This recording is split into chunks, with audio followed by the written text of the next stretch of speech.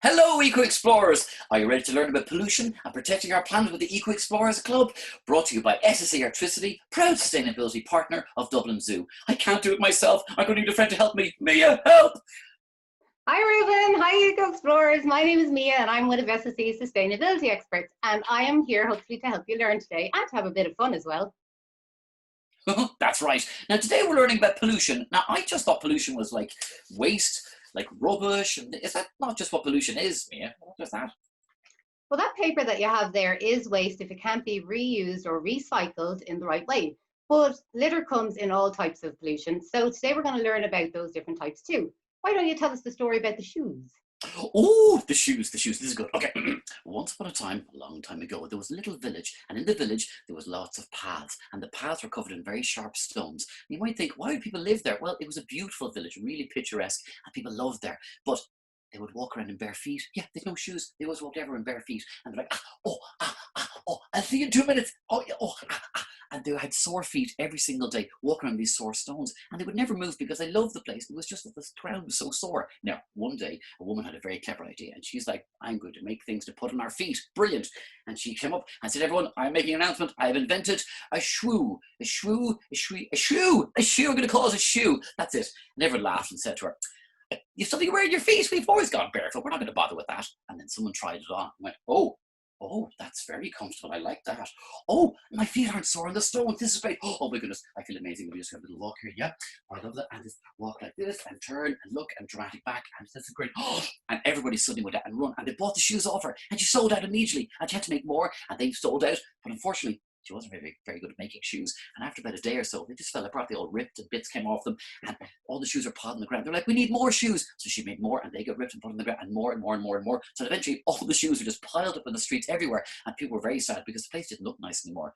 Mia, I have normal shoes that last longer than a day. What is the story talking about? Well, the shoes in the story were only used once, Ruben. And if we only use things once and throw them away, then that builds up a huge load of waste in the world. This happens with a lot of things that we buy. It can happen with single-use plastics as well.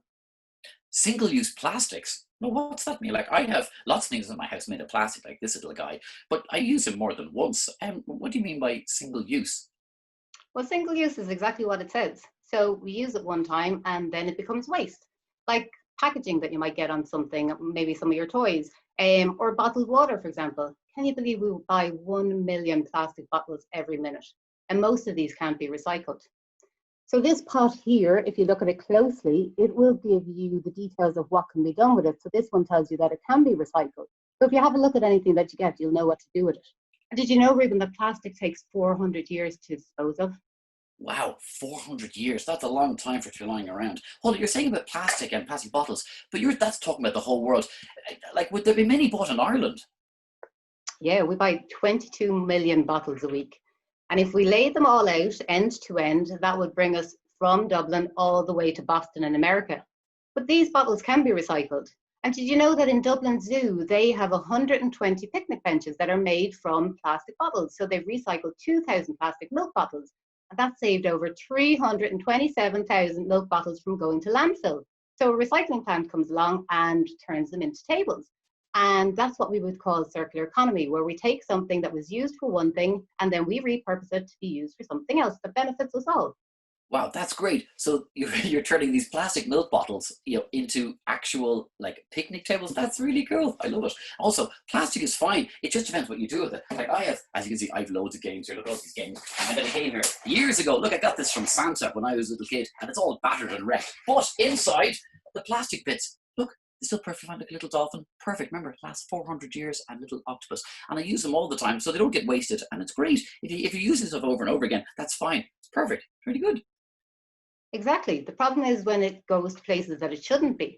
Why don't you tell everybody the story about the paint, Ruben? Oh, that's not just any normal paint. It's the red paint. Here we go. Once upon a time, there was a paint brush. And he loved painting pictures. He would paint pictures all the time, having a wonderful time. Paint.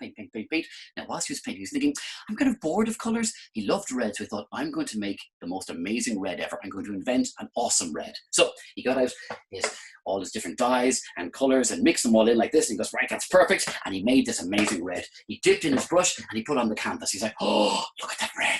he called his wife and look at this right here, it's amazing. And she's like, oh, it's shimmery and it's shiny and it's like it's jumping out of the page. He goes, I'm going to do all my pictures with this. So he made loads of paintings like that. And then people came to see the pictures, but they would touch them and then they go, oh, this is still wet. And he goes, oh, but I painted this 6 months ago. And it said, oh, the paint would never dry. And when he touched it, we go, oh dear, oh no, oh dear, oh. And people would just, they'd admire his work and then shake hands and they'd go out and touch the wall and then they go home and then they pet their dog and the dog would have red paint and the dog would go out and eat his food and the food would be covered in red paint and the floor and eventually the whole town was covered in red and everybody hated it because this magic red paint would just go from one person to the other and travel all the way around the town.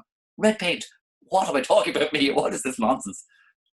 Well, the red paint represents the pollution in the water. So these pollutants like plastic get eaten by small fish and then bigger fish, like the one I'm just going to show you now, which is another sea mammal. You mentioned dolphins earlier on. So like that, they eat the smaller fish and then they pass on the pollutants like the red paint. And then if we come along and we eat the fish, then we end up eating the plastics as well. Did you know that we eat 5 grams of plastic a week in this way? 5 grams of plastic. Now, in case you don't know how much that is, that's like eating a credit card every week. Can you imagine eating that? How would you, that in your body, that's terrible. That means in a year, you'd have like, what, over 50 credit cards, a big stack of them in your body. That's terrible. Exactly. And sometimes the poor sea turtles, they mistake the plastic for things like jellyfish and they eat it. Or the smell from the plastic of the food that might still be in it, that attracts birds and other mammals and they eat them as well. And this can make them really sick or sometimes they can even die. So we know that plastic lasts for hundreds of years and it won't decompose back into nature like an apple core or a piece of paper or even like this eggshell that I had for my breakfast this morning. Not the shell obviously, but the egg. How about you tell us an activity that can help us to stop this, Ruben? Yes, indeed. So we're going to do our activity number 1, reducing waste and pollution at home. Now, the first thing you do to reduce waste is actually just not make it. So, for example, let's say your phone broke and you go, oh, I'll just buy a new phone. No. Just try and fix the phone. Instead of just getting this and throwing it out and getting new one, just don't be, getting new things when you have old things that might actually work. Now, I know you might look and go, look at all these games over here that you bought. Yeah, but lots of these games I swapped with friends of mine. So I don't want to play this. So I swapped with his one and he swaps with this one and this one over here. And I got them, some of them in charity shops and be able to swap like that. So old things you can reuse and move them around instead of making any extra waste. Now the second thing you do is you can reduce the amount of waste. Now we love having drinks in the house and sometimes the drink might have a bit of sugar, it might be something fizzy and sugary. It's good to have a straw, but we used to have these big boxes of straws and you're going through so many of them. No, look, get this, look, there's a metal straw and a plastic one here, but this is a hard plastic one that can go in the dishwasher and you can use, we had this one for like 6 months and this one for about a year, and instead of every single day wasting lots of plastic straws, just use these and they're perfectly good and it works out really well. The third thing you do, let's say you're going on a picnic, instead of bringing bottled water and wrapping up your sandwiches in some sort of wrapper, here's all you do, look. Just use a bottle that you can refill and you can put that in the dishwasher and you can, I remember 400 years, you can keep that forever, you can give it to your grandkids. And look, and a lunchbox like that, instead of all the wrapping stuff which might blow away in the wind, and have that and you can wash it as well and use it again. And it works really, really well. And the last thing you do, the fourth thing you do, is you can recycle. You've got your recycle bins in the house, and Mia showed you the little mark, that goes in the recycle bin, but you can recycle fruit and veg, like you make a composter. So you put them together and they all rot away and then that stuff can be used as fertilizers for plants in the garden. What do you think? There's some really good ideas, Ruben. And eco-explorers, you might think that all of these things that we're doing are small little things and won't really make a difference. But imagine if everybody in Ireland were to do these things, how that would really change. So tell all of your friends. Ruben, how about one more story? Okay, one more story. It's called the Spaceships. Now, once there was a planet full of these aliens who loved building things and they loved exploring, and they would build different vehicles and they would zip around the whole place, submarines go into the water. They explored everywhere, and then they started building spaceships and they flew out off to discover things in space.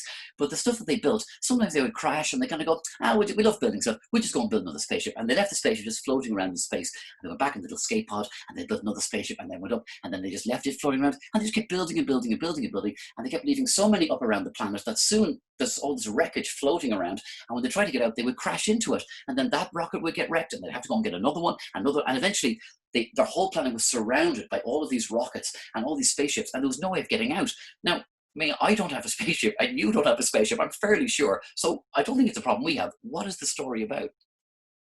Well, it sounds like space in the story actually represents the oceans on the Earth. Just as aliens love traveling around space, we love our oceans and water. And I'm just going to show you a picture here of the Great Barrier Reef, which is all the way down under in Australia. And that is one of our natural beauties. So 70% of the Earth's surface is covered with water, and it's important for all living things. So water pollution is when the waste gets into our rivers, lakes, or the sea, and that can introduce harmful bacteria into the water, and that can make people and animals really sick. That's right, that's right. And did you know that 1 billion people in the world don't have clean water? And there's almost 8 billion, there's like 7 and a bit, nearly 8 billion people. So imagine 8 people that, you know, like you could be your parents and you and your brother and sister and some cousins, and then one of them would not have any clean water, which is a terrible thing. It really is. And if there's too much pollution in the water, then it causes unnatural growth in it. And this can cause there to be a lack of oxygen. And we know that the plant life in the water and the animals, they need that oxygen. So like the spaceships in the story, clogging up space, space becomes full of waste, and the same could happen to our oceans. Reuben, give us an activity to help some of our waste in a positive way. Yes, indeed. Okay, we're going to help out little animal using some waste. For this, you're going to need a plastic bottle, maybe a little small one might be good. You need some string like that. You're going to need 2 pencils, maybe bright colored ones like this. And you're going to need a little scissors as well. And you'll also need a little pin to be able to pop it into it. Okay, so what you do is you get a little bottle like this. Look. Little bottle like that, and you make a hole. Now get your maybe grown up to help you. You make a little hole here and a little hole on this side. You maybe use like a little thumbtack, just pop it in there and push it through, and use a little scissors. You know the ones you do your nails with, just cut it through like that, and then pencil straight through. See? You need to do 8 holes. So 1 hole on either side like that. See, it's already looking good. And then you do a hole on this side, right through to there, like that. See? And then you're going to need 2 holes for the top, for you to put a string through like that. See, hold on like that, very good. And if you get stuck doing that, you can take off the lid and you can grab it with your finger. That's a nice easy way of doing it. And you need 2 holes in the bottom, because if it gets any fluid gets in it, then the stuff's going to come out at the bottom, of the water come out the bottom to dry it out. Because yes, we're making a bird feeder, look, and we got bird seed, you see, and you pour it in there in the top, and it's great and it works really well. And you'll need to also make a little hole just beside where the bird, when the bird lands, a little hole there, not too big or the seeds will fall out. So not big enough so you just put a little beak in like that, and that'll do the job perfectly. And you can put different colors in, you can put blue pencils in, hasn't got to be red like that. And then when you're pouring the seed, you might find it tricky to get the stuff in, so I use a little jug. See, little jug, or if you have a funnel, and you can pour it in like that, and it'll go straight through and straight inside. And then you hang it up outside, and don't forget, it's plastic. 400 years, look at that, really handy. What do you think, Mia? Great job, Ruben. That is really, really good. And it's a great way to feed the birds as well as reusing your plastic. So I know what I'm going to be doing for the afternoon. I think we've learned so much here today, but for now, it's time for me to go. Thank you very much. Bye. Bye, Mia. Thanks for helping me today. Well, I hope all you Eco Explorers had fun learning about pollution and protecting our planet. This is all part of the Eco Explorers Club, brought to you by SSE Airtricity, proud sustainability partner of Dublin Zoo. Don't forget, you can go to the SSE Airtricity website to find out more information at sseairtricity.com/Eco Explorers Club. Bye, everyone. Oh.